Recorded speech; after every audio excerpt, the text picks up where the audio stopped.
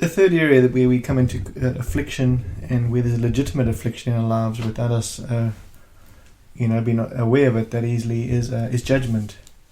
And judgment and cursing of others is such a hindrance to our relationship with God. God, takes offense when we curse and judge others, and in such a way that He says, if you have anything against any other person, before you come to me in prayer or come with any requests or supplications, make sure you reconcile with others. Make sure there's nothing in your heart that is filled with hate or bitterness to others.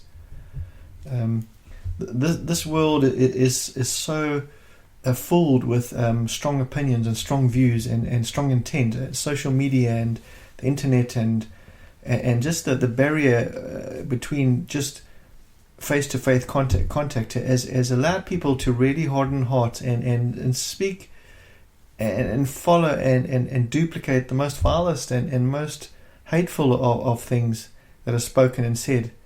And we don't often understand that when we succumb to a demonic power that stirs us up to act in hatred or bitterness or anger or vengeance, we are subject to that authority, that we allow that demonic power authority in our lives. And whatever we do and whatever we yield to, that demon will bring others against us to do the same to us. And so often we are afflicted because of the things that we are doing the same things to others.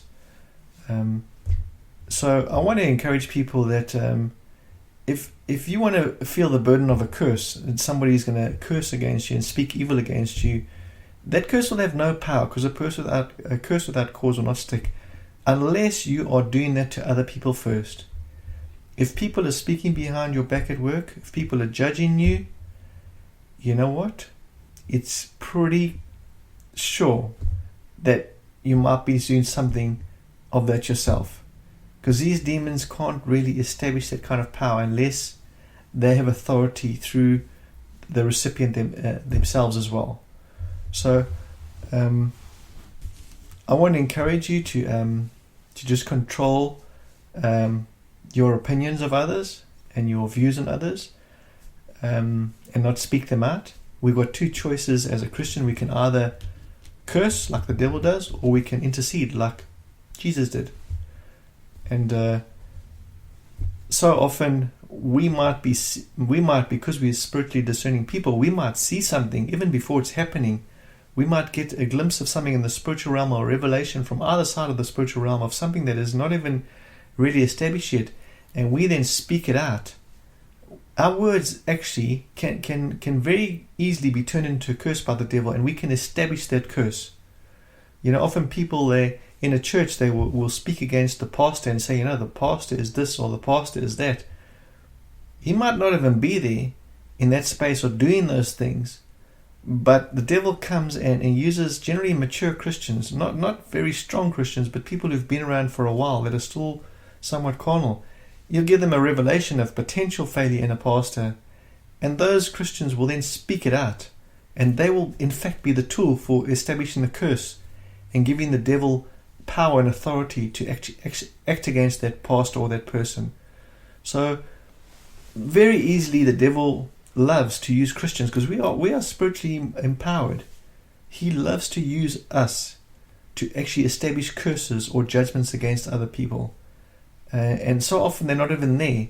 So often if we just had to do the opposite and pray and intercede when the devil came to convict us to say something, instead we actually rather chose to pray and intercede, we would defeat that work instantly. But just by choosing to yield to that lying word or that deceitful word of another person who comes and shares, this is what God showed me, just by yielding to that, we speak it out, and we give the devil authority to act against that person. Often they are members of our family or the association that we're part of, our group or our business, and we become like that scripture says, a house divided cannot stand. And we are used, because of that judgmental tongue, we're used to actually establish the very things that the devil is trying to establish.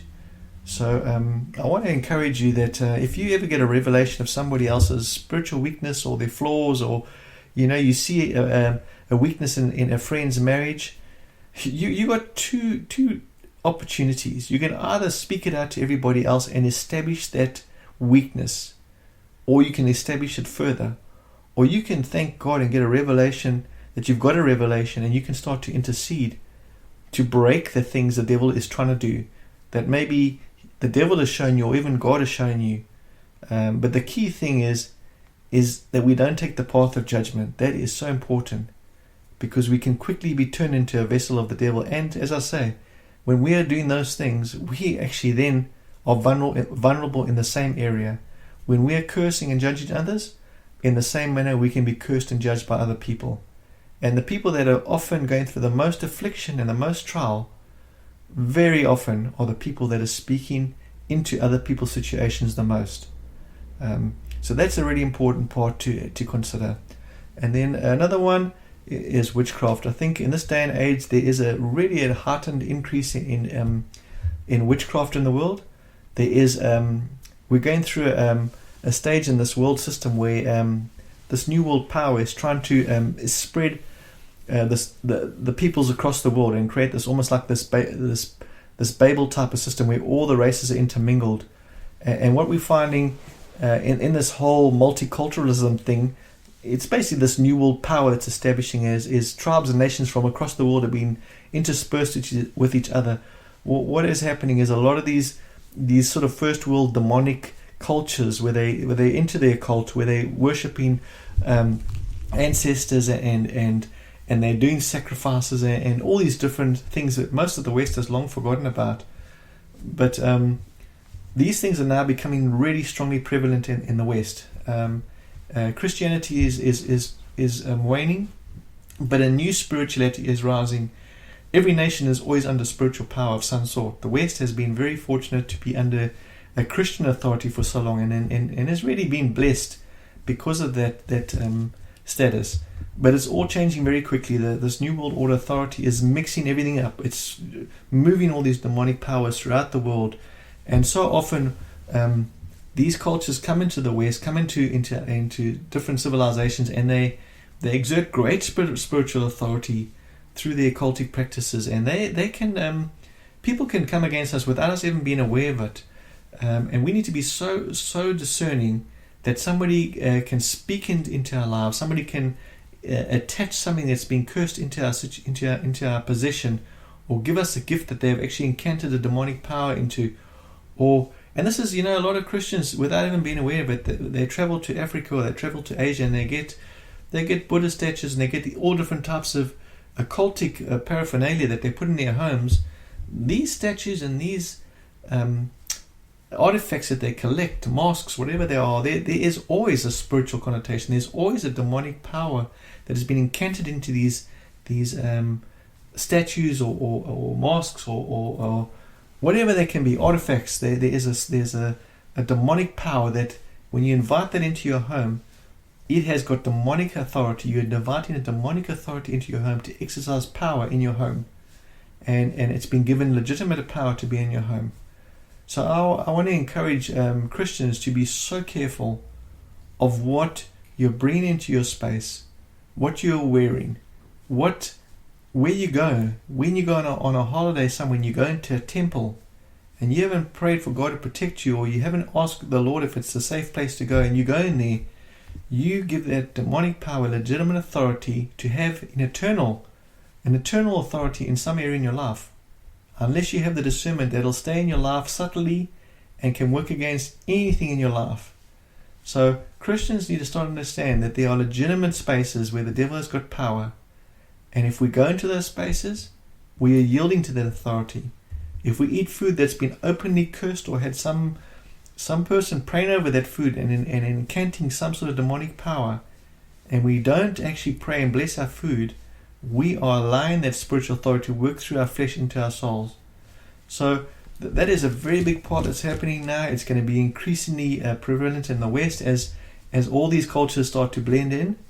And Christians need to be very discerning by where they go, what kind of clothing they wear, what artifacts they collect in their home, what premises they visit, what associations they keep.